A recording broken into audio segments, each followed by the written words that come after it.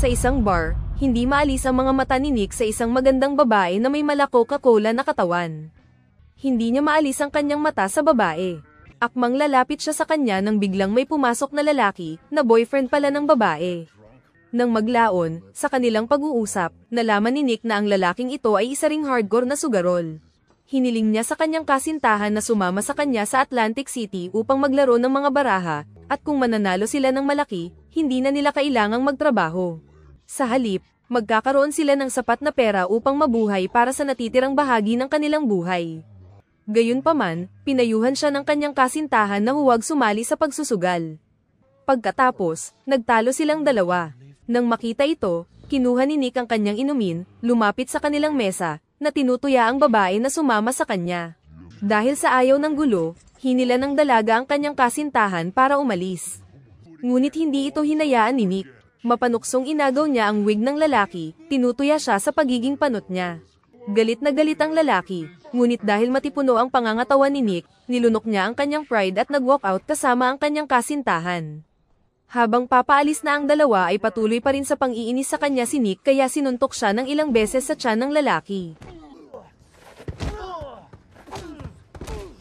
Proud ang babae na matapang at malakas ang boyfriend niya kaya niyakap niya ito. Lumalabas na ang lahat ng ito ay plano nila.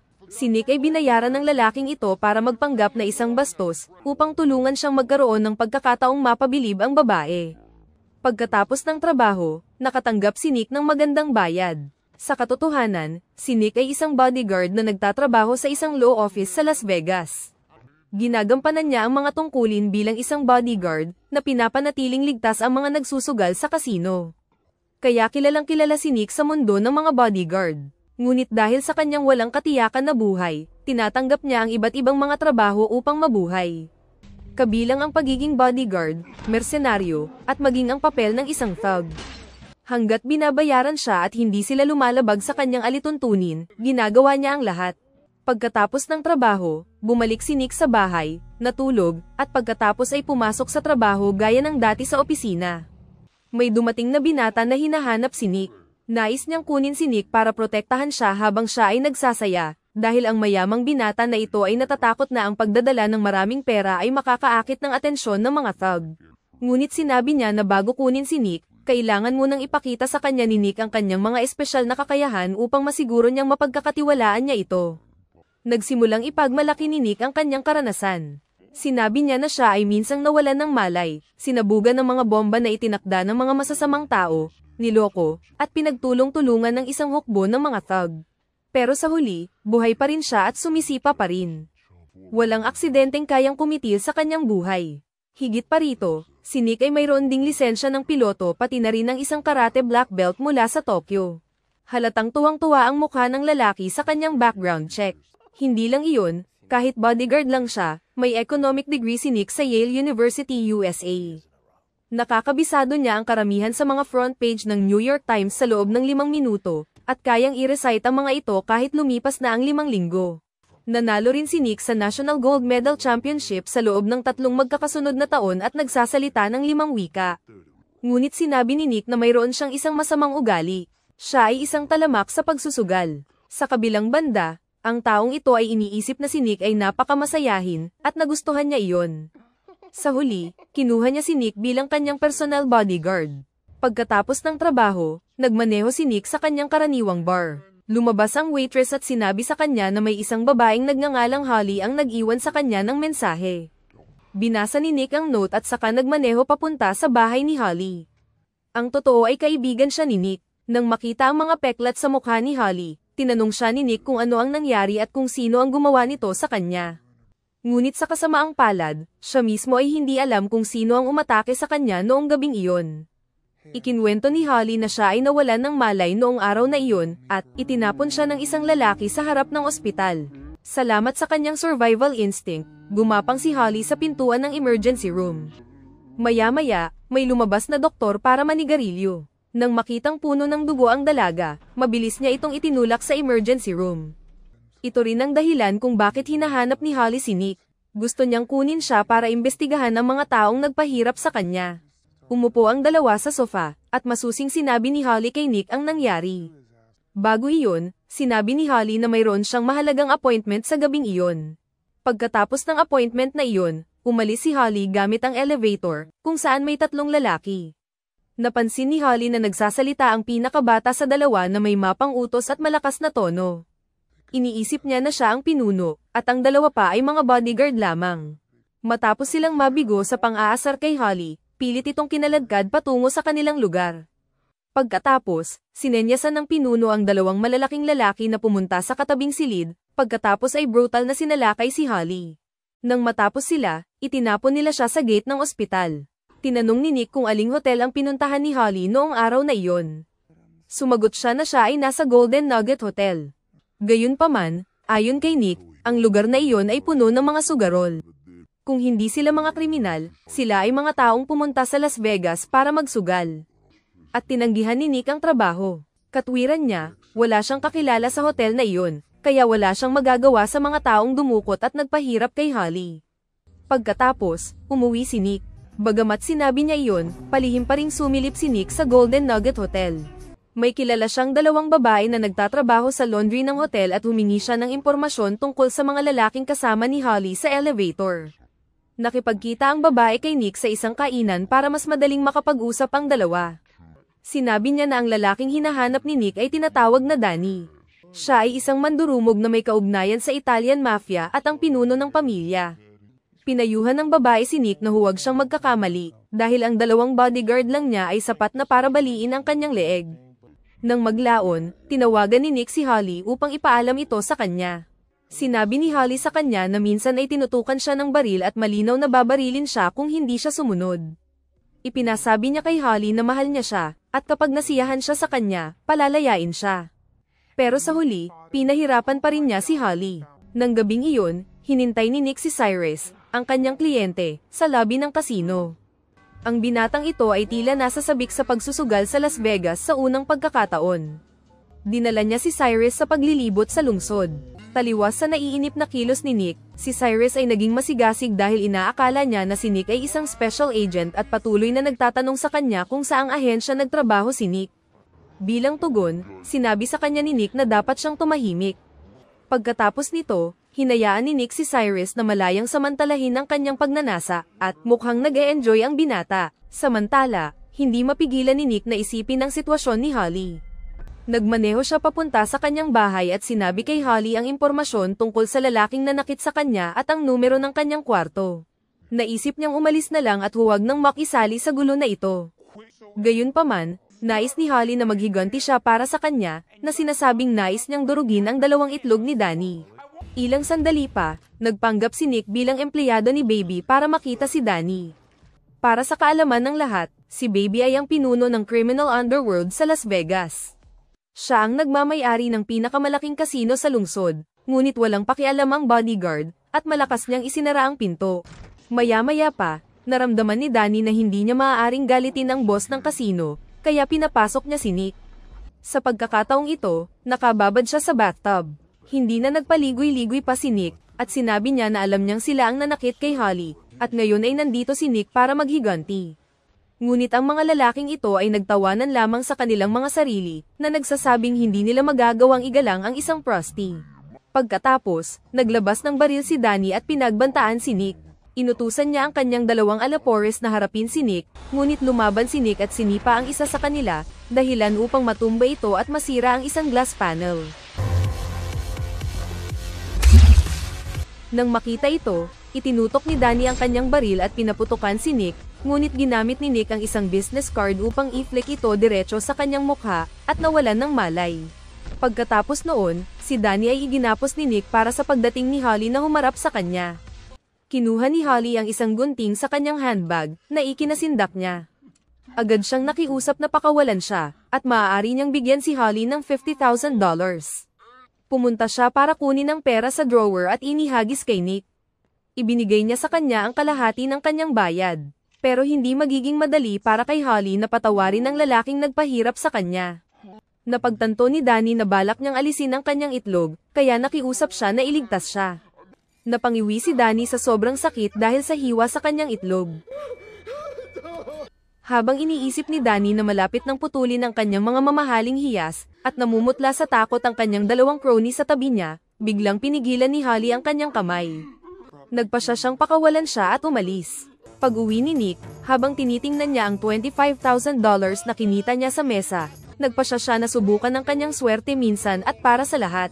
Dahil deep inside, gusto lang ni Nick na tumakas sa sinumpang lungsod na ito sa lalong madaling panahon at mag-retire mula sa underworld. Ngunit para magawa iyon, kailangan ni Nick na makaipon ng hindi bababa sa $500,000 at ang sugal lamang ang makapagpapayaman sa kanya ng mabilis. Pumunta siya sa kasino at naglaro ng baraha. Si Nick ay tumaya ng $10 na ginagawang mapanghamak ang babaeng dealer. Ngunit ang nakakagulat, kung gaano katagal naglalaro si Nick, ganoon din kalaki ang napapanalunan niya, na tila siya ay nilalapitan ng swerte. Lumalabas na si Nick ay isang tunay na matinik sa card game. Noong nakaraan, siya ay nalulong sa pagsusugal kaya nawala ang kanyang buong kinabukasan. Ngunit ngayong gabi, alam ni Nick na ito lang ang pagkakataon niya para baguhin ang kanyang buhay. Nagpasya siyang maglaro ng malaki, tumaya ng isa pang $1,000 dahil naisip niya na manalo man siya o matalo. Aalis pa rin siya sa Las Vegas, dahil alam niyang hindi pa kakawalan ni Danny si Nick matapos siyang ipahiya sa hotel room. Habang naglalaro si Nick, lalong lumalaki ang panalo niya. Kaya hiniling ng kasino na palitan ng lalaki ang babaeng server. Ngunit hindi nagtiwala sa kanya si Nick at sinabing ang kanyang mga mata ay tila nanlalabo. Nagkataon namang nakasalubong ni Nick si Cyrus na nakaupo. Mukhang medyo natalo ang binata. Pero pagkatapos niyang makausap si Cyrus, lalong naging determinado si Nick na maglaro hanggat kaya niya ngayong gabi. Pinanood ni Cyrus si Nick na patuloy na nananalo, at talagang hinangaan niya ito. Siya ay nanalo ng 20 sunod-sunod na panalo na ikinainis ng manager kay Nick. Ang lahat ay nagtipon sa paligid ni Nick dahil siya ay nanalo ng malaki kaya naakit niya ang lahat ng mga manlalaro doon. Ang huling baraha na ito ang magpapasya ng lahat. Nang ilabas ni Nick ang kanyang dalawang baraha, kinakabahang naghihintay ang lahat para sa resulta. Sa huli, nanalo muli ng malaki si Nick, na nagpasaya sa lahat ng nasa paligid niya. Salamat sa perang napanalunan sa kasino, nagpasya si Nick na umalis sa lugar na ito at pumunta sa Mediterranean. Iyon ang kanyang huling hiling sa buhay. Papunta na sana si Nick sa cashier para makipagpalitan ng pera, ngunit muling lumitaw ang kanyang demonyong pagnanasa. Ngayon ay ayaw na ni Nick na matupad ang kanyang pangarap na makapunta sa Mediterranean. Sinabi niya na ito ay isang panaginip lamang, at ang gusto ngayon ni Nick ay bumalik at maglaro pa. Ganyan talaga ang mentalidad ng mga adik sa sugal. Ang kailangan ni Nick ay hindi pera. Gusto lang niyang malunod sa hilig niya sa pagsusugal. Pagkatapos nito, kinuha ni Nick ang kanyang pera at bumalik sa paglalaro. Sa pagkakataong ito, nagpasya siyang itaya ang lahat ng $500,000, at sa kabutihang palad, nanalo si Nick ng isa pang $25,000. Sa tuwing nananalo siya, itinaya niya ang lahat ng perang kinita niya. Madali niyang nahuhulaan ang bawat card na hawak ng dealer, na nagpapatunay na ang kakayahan ni Nick sa pagsusugal ay sumobra na sa antas ng passion. Naabot na niya ang pinakamataas na antas ng kadalubhasaan. Sa kasamaang palad, sa pagkakataong ito ay hindi na pinalad si Nick. Natalo niya ang lahat ng $525,000. Pero pinalakpakan ng lahat ng tao sa paligid niya si Nick. Hindi napigilan ni Nick ang panghihinayang dahil hindi niya nakontrol ang kanyang pagnanasa sa pagsusugal at nawala ang kanyang buong retirement money. Hinatid siya ni Cyrus pabalik sa kanyang hotel room para magpahinga. Sa puntong ito, ipinagtapat ni Cyrus kay Nick na mahina siyang tao, natatakot na baka pagtanda niya ay bugbugin siya ng mga batang punk. Dahil minsan sa kalye, nasaksihan niya ang isang grupo ng mga bata na binubugbog ang isang matanda. Nakiusap si Cyrus kay Nick na turuan siya ng self-defense martial arts, dahil sikat si Nick at idol ni Cyrus, at mayroon siyang kakayahan sa pakikipaglaban. Katulad ni Nick, nagkaroon ng pangarap si Cyrus na matapang na gawin ang gusto niya bago siya mamatay. Mayroon lamang siyang katalinuhan para kumita ng pera. At iyon lang ang meron siya para ipagtanggol ang sarili niya. Nag-offer si Cyrus ng hindi kayang tanggihan ni Nick. Sinabi niya na magtutulungan silang dalawa upang madagdagan ang kanilang tsansa na manalo sa kasino, ngunit hindi siya pinaniwalaan ni Nick, at naglakad siya palayo sa bar. Sa sandaling iyon, dalawang malalaking lalaki ang pumasok. Sinabi nila na kailangan ni Danny na makita si Nick, pero mukhang minamalas ang dalawang ito, dahil pinukaw nila siya nang siya ay natalo ng mahigit $250,000. Galit na binasag ni Nick ang isang baso sa ulo ng isa sa mga alapores ni Danny. Pinagpatuloy niya ang pisikal na pananakit sa dalawang ito na parabang mga punchang baglang ang mga ito para mailabas niya ang galit sa pagkatalo niya sa pagsusugal. Patuloy na damadami ang mga lalaki na sumusugod upang salakayin si Nick, ngunit salamat sa kanyang mabilis na kilos, pinabagsak silang lahat ni Nick.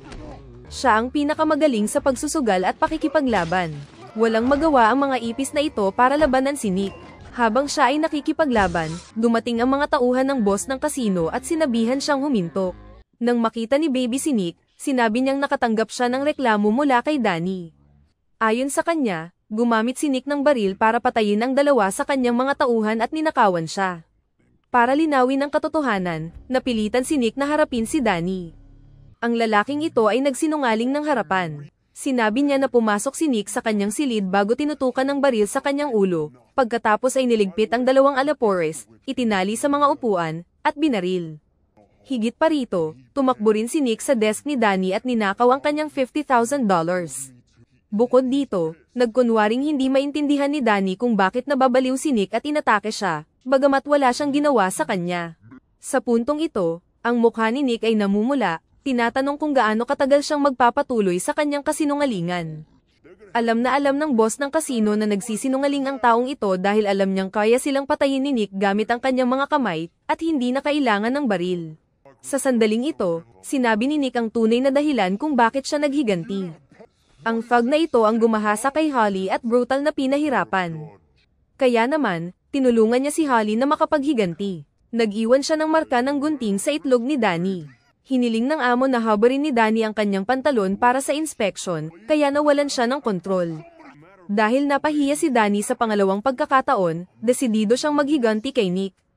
Kinaumagahan, nakipagkita si Cyrus kay Nick sa huling pagkakataon upang magpaalam bago siya bumalik sa kanyang lungsod. Hindi nakalimutan ng binatang ito na kulitin siya, pinagsisisihan daw niya ang paghanga sa isang tulad niya. Sinasabing sa totoo lang, mahina si Nick tulad ng kanyang sarili. Pero kahit na sinabi ito ng bibig niya, may pakialam pa rin si Cyrus kay Nick.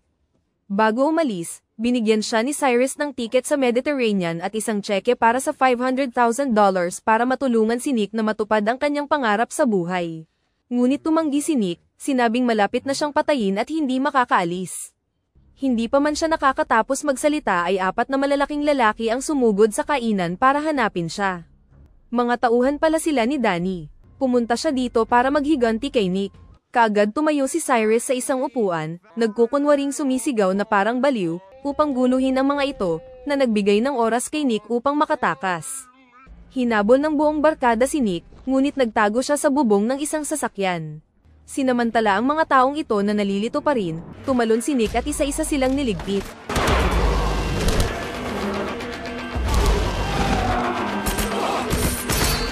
Sa ngayon, si Danny ay nabugbog ng husto sa kanya. Inutusan niya ang kanyang mga tauhan na umabante at ipagpatuloy ang pag-atake sa kanya, ngunit lahat sila ay natalo ni Nick salamat sa kanyang di matatawarang liksi. Gamit ang isang kutsilyo para saksakin ang mga alapores sa kanilang mga itlog. Ngayon ay si Danny na lang ang natitira. Hindi siya natakot at sumugod para suntukin si Nick sa mukha, ngunit wala itong epekto sa kanya. Binasag ni Nick ang braso ni Danny, at napasigaw siya sa sakit. Pagkatapos, kumuha siya ng kutsilyo at sinaksak sa singit para tapusin siya. Sinaksak siya ni Nick sa leeg, dahilan para mamatay siya sa sakit. Mabilis na hinabol ni Cyrus si Nick at binigay ang tiket sa bangka at pera. Nagbibiro lang daw siya na tinawag niya si Nick na duwag, dahil idol niya talaga siya. Sa pagtatapos ng pelikula, umuwi si Nick at inimpake ang kanyang mga bagahe para umalis. Dito na nagtatapos ang kwento. Sana ay nagustuhan nyo. Mag-subscribe na kung hindi ka pa nakasubscribe. Pindutin na rin ang notification bell at like button upang matulungan ang channel, and leave a comment down below. And as always, thank you for watching.